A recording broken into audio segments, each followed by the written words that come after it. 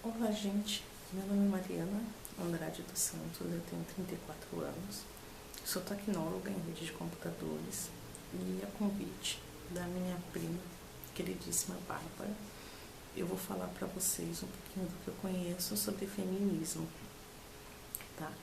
Bom, a história de luta das mulheres por direitos iguais, ela remonta a mais de 200 anos atrás, e o marco histórico considerado é a luta organizada, né, das mulheres durante a Revolução Francesa. Em 1759, a revolucionária Olympe de Gouges, ela publicou um manifesto chamado Declaração dos Direitos da Mulher. E nesse manifesto ela denunciava que a Declaração dos Direitos do Homem era um instrumento de cidadania exclusivo dos homens, né, dos cidadãos do sexo masculino. E ela também questionava o fato das mulheres serem levadas ao cadafalso se elas não tinham o direito de subir à tribuna, né? E infelizmente por isso ela foi decapitada, né? Alguns anos depois, ainda no século XVIII, em 1792, a escritora e filósofa inglesa Mary Wollstonecraft, ela publicou um livro chamado Uma Reivindicação dos Direitos da Mulher. E nesse livro, né, ela sintetiza a defesa de que as mulheres não são naturalmente inferiores ao homem, né? Elas aparentam ser inferiores por falta de acesso à educação. E então ela defende que as meninas tenham acesso às instituições de ensino, né? No Brasil, nós mulheres só fomos conquistar o direito de acesso ao ensino superior no dia 19 de abril de 1879. Bom, já no século XX, né, nós conquistamos o direito de salário igual ao dos homens, né, através de uma resolução da OIT, mas na prática, infelizmente, até hoje não é assim, né? Nós ainda ganhamos 30% a menos do que os homens, né, para exercer a mesma função. Houve também, né, do final do século XIX, início do século XX, né, a regulamentação do voto feminino. Vários países começaram a regulamentar o voto feminino e no Brasil essa regulamentação só veio em 1932. Né? No ano de 1949, a filósofa francesa Simone de Beauvoir publicou, né, o que é considerado a Bíblia feminista, né, o livro Segundo o Sexo, né, uma leitura obrigatória para quem se declara feminista. E nesse livro, ela analisa a situação, né, da mulher na sociedade. No Brasil, né, já em 1962, foi sancionada pelo então presidente João Goulart a lei que ficou conhecida como o Estatuto da Mulher Casada. Né? E nesse estatuto, né, dizia que a mulher não precisava mais da autorização do marido para trabalhar. Dizia também que a mulher passava a ter o direito a receber herança e que ela poderia, né, requerer a guarda dos filhos em caso de separação. Né? Alguns anos depois, em 77, né, uma antiga reivindicação do movimento feminista brasileiro foi atendido também em forma de lei, que foi a lei do divórcio. Né? E mesmo com esses avanços sociais, mesmo com essa aprovação de leis aqui no Brasil, né, desde a década de 20, né, feministas, né, as militantes feministas e grupos de promotores brasileiros já denunciavam que o assassinato de mulheres pelos seus companheiros já era uma epidemia naquela época, aqui no Brasil. Advogados renomados daquela época já usavam o argumento de que a mulher merecia morrer porque ela não era cumpridora dos seus deveres domésticos, porque ela era adúltera e porque ela queria se separar do seu marido.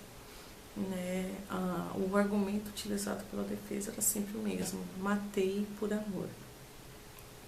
E aí, em 1976, aconteceu aqui no Brasil o assassinato da Ângela Diniz pelo seu companheiro Doc Street. E a estratégia usada na defesa do assassino foi exatamente essa, de desqualificação da vítima. Era preciso tornar a vítima autora da própria morte. Assim, o crime em si não interessava, assim como não interessava o direito da mulher de romper uma relação afetiva.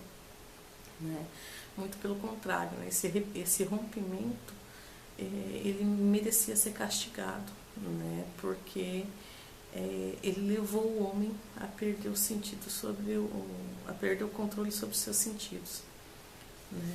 E essa estratégia de defesa ela foi bem sucedida, levou uma condenação muito branda, e o réu, que já estava em liberdade antes do julgamento, continuou em liberdade após o julgamento. Mas, nessa época, o movimento feminista brasileiro já acompanhava esse caso, e em 1980 aconteceu no interior de São Paulo o Encontro Feminista de Valinhos, e lá foi cunhado o lema "Quem ama não mata". Esse lema se espalhou pelo Brasil inteiro, em cartazes, faixas, muros, e essa frase ela passou a fazer parte da linguagem, dos crimes contra a mulher. O caso teve uma imensa repercussão na imprensa. Houve também, infelizmente, uma reação muito negativa de vários jornalistas, famosos, mas a promotoria recorreu da decisão e a apelação resultou no segundo julgamento. E nesse segundo julgamento, o Doca Street foi condenado. E a partir daí, começou a mudar os rumos dos julgamentos dos crimes cometidos sob a alegação de legítima defesa da honra. Já no século XXI, nós tivemos outros avanços. Um deles é a Lei Maria da Penha, outro bem mais recente até, que é a Lei Maria da Penha, é a Lei do Feminicídio. E mesmo assim, mesmo depois de mais de 200 anos de luta, mesmo depois de várias feministas históricas, como Simone de Beauvoir e outras mais, a gente ainda precisa explicar que a honra do homem não está no comportamento da mulher, que nós não somos propriedade de ninguém, que não importa o comprimento da nossa roupa, não importa o nosso comportamento, ninguém tem o direito de nos violentar, que piadinhas que julgam o comportamento feminino, elas não têm nada de engraçado, muito pelo contrário, elas reforçam uma situação de opressão. Que cultura do estupro existe, sim, não é uma coisa que saiu da cabeça de mulheres, infelizmente isso existe. E por outro lado também, assim, é bom constatar que o movimento cresce e que outras demandas, outras pautas vêm se juntar ao feminismo que já existia, por exemplo, o feminismo negro, feminismo lésbico, trans, e de outros grupos também. Infelizmente são muitos os aspectos que a gente já poderia ter evoluído. Muito angustiante, é frustrante você ter que explicar o óbvio, que mulher é ser humano, que mulher é cidadã, que mulher é gente. Constatar essa ignorância é uma coisa muito triste, e ela é enorme, a ignorância é enorme, tanto entre homens quanto em mulheres, jovens e adultos, não importa muito a idade. Principalmente depois dessa guinada conservadora que aconteceu aqui no Brasil depois das últimas eleições. Né? Assim, eu sou defensora, né, da liberdade de pensamento.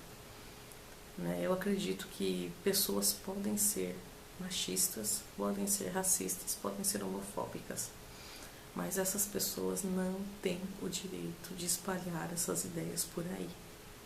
Tá? Sabemos também, né, que este tipo de comportamento só muda através da educação. Né? E a educação ela não se dá só dentro das universidades, ela não se dá só dentro das escolas, ela acontece dentro de casa, ela acontece no trabalho, ela acontece nas relações sociais, né, no geral. Né? E uma educação não sexista, não machista, não homofóbica é um desafio constante. E às vezes eu me pergunto, né, como é que a gente lida com isso, né, como conviver, né, com essas linhas de pensamento, né, sendo confrontado todos os dias, né, com isso. Pensar numa educação, né, passa por pensar no direito das pessoas. Né? Preciso trabalhar para que homens e mulheres se reconheçam como detentores de direitos e se reconheçam também como promotores desses direitos. Né? Uma educação feminista, ela deve ser inclusiva e aberta ao diálogo sempre. Né?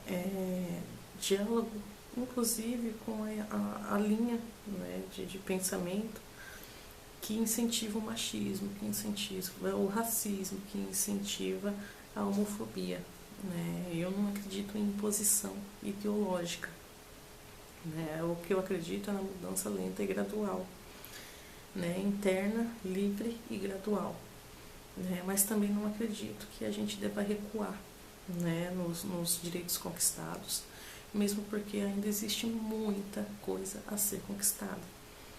Né? A cada dia que passa, né, as experiências que eu tenho, que eu vejo, que eu observo, né, me trazem a certeza que quando a gente fala da vida das mulheres, nem tudo é preto ou branco. Né? Existem muitas tonalidades, né? Cada vida é uma vida, cada situação é uma situação. E cabe a nós ter a sensibilidade necessária para compreender isso, né? Para compreender também, por outro lado, que o agressor, ele não nasce agressor. Né? O machista, ele não nasce machista, né? Ele é forjado. Toda vez que alguém ensina para um menino que ele não pode chorar, que ele é o homenzinho da casa, né? Que ele não pode demonstrar sentimentos, né? Que brincar de boneca não é coisa de menino, né? Que existem cores que meninos podem usar e existem cores que meninas podem usar. Né? Discutir essas concepções, né? Lançá-las, né? Nessa mudança é um desafio para todas nós e todos nós, né? Que são defensores dos direitos humanos, que são defensores dos direitos das mulheres, né? Das minorias, né, no geral. E, gente, eu acho que era isso que eu tinha para falar. O tema ele é bastante extenso. Né? Se a gente quiser, a gente fica um mês falando sobre ele sem parar. E eu não quero tornar esse vídeo muito extenso. Né? Agradeço a oportunidade. Né? E se caso, né, for preciso, né, vocês sentirem a necessidade, né, eu vou ficar feliz em poder passar o que eu sei, em poder ajudar novamente. É isso que eu tinha para dizer. Muito obrigada.